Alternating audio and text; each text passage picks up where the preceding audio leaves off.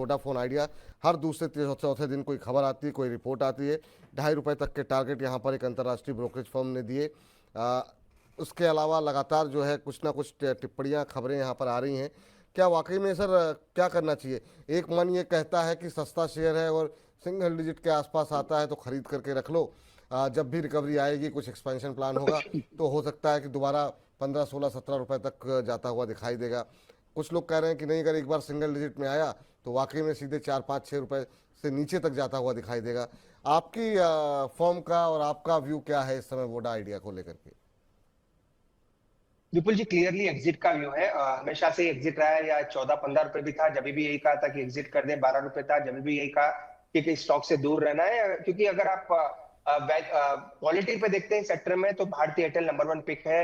जियो से भी मुझे लग रहा है भारतीय एयरटेल प्योर टेलीकॉम प्ले है, तो जियो भारती के बाद ही सेन अगेन आइडिया का आपको नजर आता है। और आइडिया का क्लियरली आप पिछले 18 महीने का डेटा देख लें, एवरी मंथ सब्सक्राइबर्स कम हो रहे हैं। अब तो बीएसएनएल के सब्सक्राइबर बढ़ना शुरू हो गए हैं जब से थोड़ी रेट हाइक की बात जियो और भारती ने की है।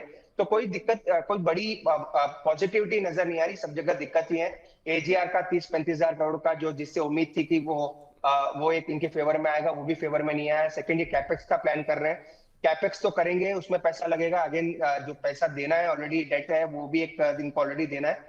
तो एक ही चीज है जो इसको बचा सकती है, कैपिटल इन्फ्लूजन अगर होता है किसी भी वजह से, चाहे वो गवर्नमेंट की तरफ से रहे या फिर प्रमोटर की तरफ रहे या वोडाफोन की तरफ से रहे, अगर पैसा आता है तभी ये कंपनी सरवाइव कर पाएगी। नो डाउट एक बड़े ग्रुप से आता है, और रिसेंटली बिरला जी ने 12, 12.5 के आसपास थोड़ा स्टेक भी बाई किया है। स्टेक कोई बड़ा नहीं है, पर थोड़ा बहुत स्टेक उन्होंने आइडिया में बाई किया है। तो वो एक पॉजिटिविटी की वजह से स्टॉक में मोमेंटम भी नजर आया था। पर विपुल जी, मेरी कोई खरीदारी की सलाह नहीं है।